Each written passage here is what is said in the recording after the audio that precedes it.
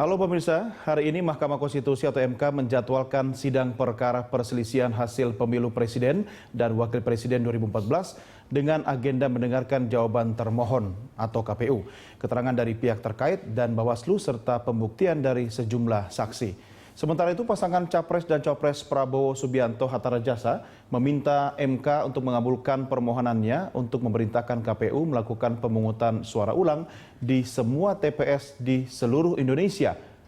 Selain itu mereka juga meminta MK memerintahkan KPU mendiskualifikasi pasangan Joko Widodo Yusuf Kala serta meminta MK memutuskan bahwa KPU melakukan pelanggaran terstruktur, sistematis dan masif sehingga keputusan KPU pada tanggal 22 Juli 2014 yang lalu harus dibatalkan. Dengan bukti dan keterangan saksi di persidangan pada hari ini, mampukah Mahkamah Konstitusi meluluskan permintaan penggugat? Kita akan segera mendiskusikannya bersama narasumber kami yang telah hadir di studio, yaitu Marwar Siahaan, Hakim Mahkamah Konstitusi periode 2003-2008, dan juga nanti dari gedung Mahkamah Konstitusi kita akan berdialog langsung dengan anggota tim kuasa hukum Prabowo Hatta, Habibur Rahman, dan juga Alexander Lai, yaitu kuasa hukum dari pasangan calon presiden dan calon wakil presiden Joko Widodo Yusuf Kala. Semuanya langsung dari gedung Mahkamah Konstitusi. Di studio bersama saya Pak Marwar Siahaan. Terima kasih Pak sudah bergabung sama kami. Terima kasih. Bagaimana komentar Anda setelah mengikuti jalannya sidang pemeriksaan saksi ini Pak? Ya, kalau saya melihatnya sebagai mantan hakim konstitusi, saya kira jalan yang harus dilalui ke depan itu sudah semakin jelas saya kira. Oh, bukan jalannya makin terjal Pak? Bagi Mahkamah Konstitusi sebagai hakim saya melihatnya sudah semakin jelas arahnya dan mungkin tidak seberat yang tadinya diduga begitu untuk bisa menjalani itu dengan mulus saya kira. Kalau dianggap mungkin ada perjalanan yang berat, di bidang apa kira-kira Pak? Apakah alat bukti, saksi atau apa sih? Ya, saya kira kalau dilihat dari sudut perkara perselisihan pemilu seperti ini, terutama pemilu pilpres, sebenarnya kalau dilihat mencoba menilai dari sudut kuantitatif, tentu sebenarnya itu tidak sukar sepanjang apa yang dilakukan oleh KPU seperti sekarang atau penyelenggaraan yang lalu dengan transparan dan juga sudah memberikan sesuatu secara terbuka ke seluruh pasangan dan juga langsung diupload itu. Saya kira kalau kuantitatif tidak sukar bagi Mahkamah Konstitusi memeriksa dalil-dalil yang diajukan oleh pemohon. Tetapi kalau dari sudut kualitatif barangkali juga tidak sukar dari sudut melihat apakah nanti bisa dibuktikan atau tidak, tetapi barangkali yang sukar itu bagaimana mengendalikan suasana psikologisnya yang sudah dibangun sedemikian rupa sehingga terasa tegang begitu. Ini barangkali yang saya lihat juga dalam persidangan, bahwa hakim-hakim MK itu agak sedikit kagok dengan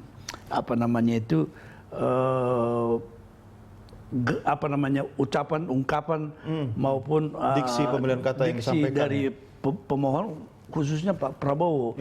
Ini saya lihat agak menyebabkan bahwa sidang itu tampaknya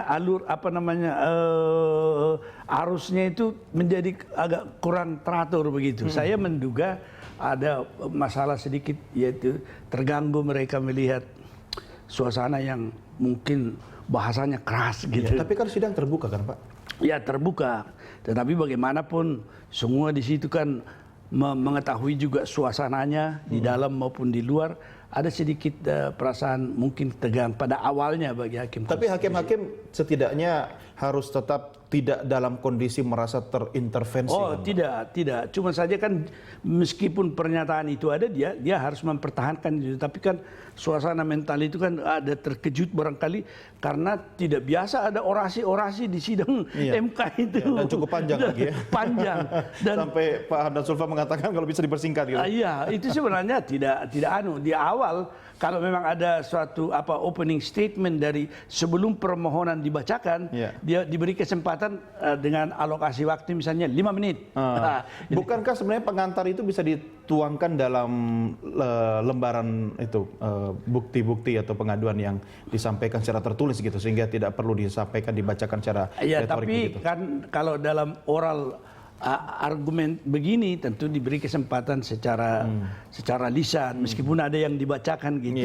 Itu biasanya diberikan juga apa yang disebutkan opening statement itu untuk membangun suatu cara pandang mungkin menurut versi daripada pemohon.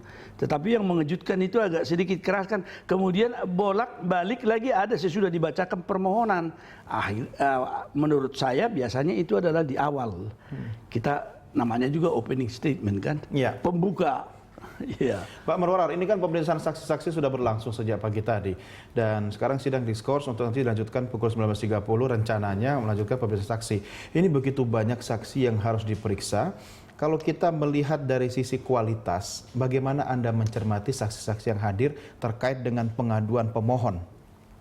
Nah, kalau kita mau bicara tentang pelanggaran dan pelanggaran itu memiliki suatu implikasi terhadap angka, seharusnya peristiwa yang terjadi itu oleh saksi harus bisa diungkapkan. Secara konkret? Secara konkret apa yang terjadi peristiwa itu, bagaimana kemudian peristiwa itu tertuliskan di dalam naskah atau berita acara itu sehingga angkanya melenceng dari yang semula itu. Tetapi tadi saya lihat ya semuanya mendengar laporan. Jadi kalau dalam hukum acara inilah yang disebutkan kesaksian de auditu, testimoni de auditu, yaitu bukanlah yang dilihatnya langsung, didengarnya langsung dan dialaminya langsung. Berarti ini kesaksian katanya dong? Ya itu kira-kira melalui orang lain dan itu tidak diperkenankan. Artinya akan dinilai sendiri nanti justru oleh akan hakim. Melemahkan pemohon sendiri kan dalam hal ini? Ya sudah jelas, tentunya nanti hakim akan mengungkapkan penilaian tersendiri terhadap ini.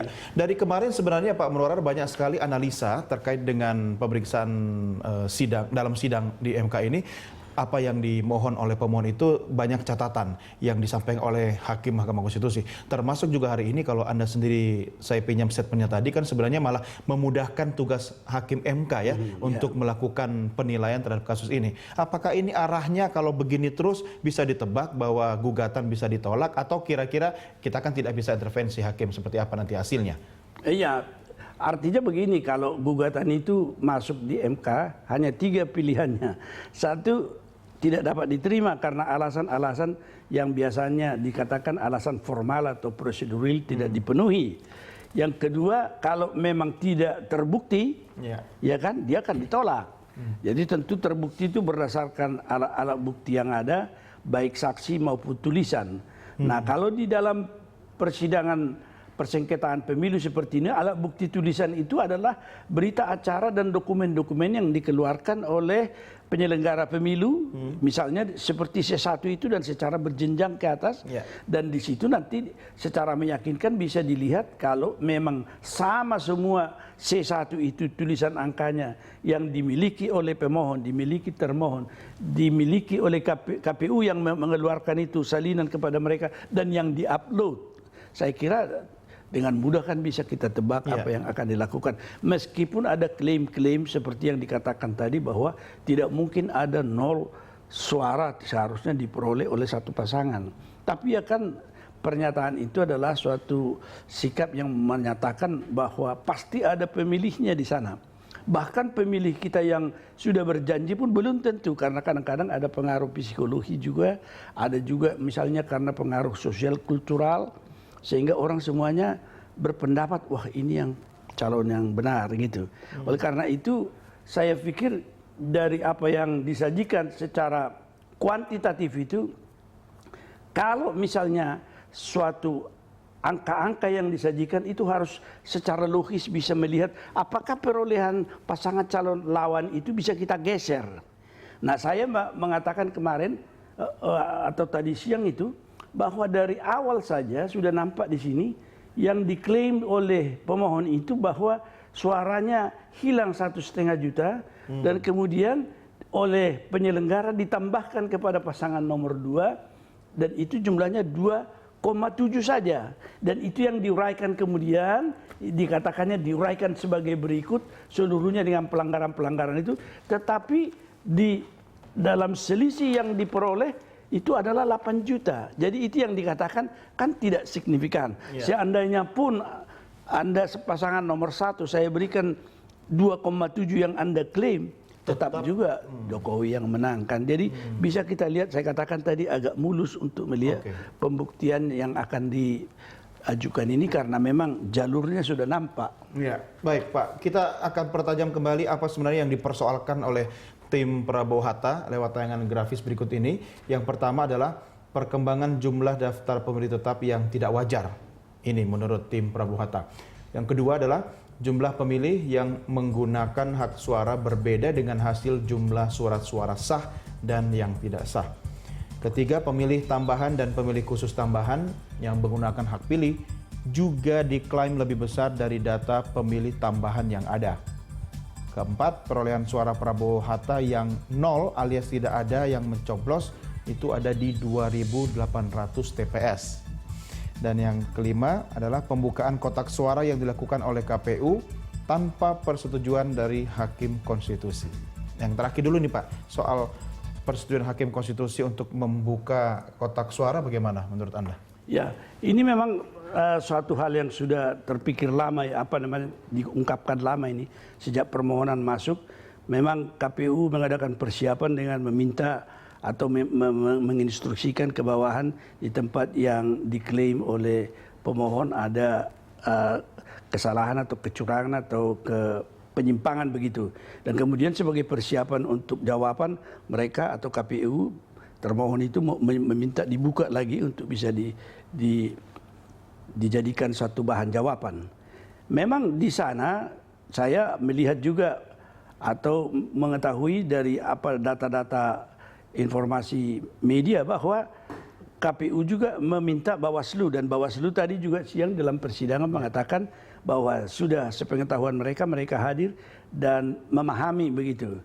Tetapi memang secara normatif ukurannya di dalam Undang-Undang Pemilu bahwa memang itu tentu saja aturannya tidak boleh dibuka dia kan kalau belum izin daripada MK. Ini barangkali satu kelalaian, tapi ini adalah satu hal yang merupakan katakanlah dikatakan sebagai suatu mungkin kelalaian daripada KPU. Itu merupakan penilaian terhadap mereka. Tapi itu signifikan atau tidak terhadap pengaruhnya pada hasil suara yang menentukan? Belum. Artinya ini apakah memang ada perubahan dilakukan mereka terhadap suara itu? Itu juga itu tentu dulu, bisa kan? dikonfirmasikan nanti dengan saksi-saksi dari KPS maupun Bawaslu yang hadir di dalam pembukaan kotak suara itu. Sehingga saya kira masih masih ya oke lah, tidak sempurna KPU menyelenggarakan, tetapi saya kira implikasinya terhadap perolehan suara tentu masih harus dipersoalkan lebih jauh. Ya, baik Pak Marwar, kita break dulu Pak, kita lanjutkan di segmen berikutnya. Pemirsa, kami segera kembali, tetap bersama kami.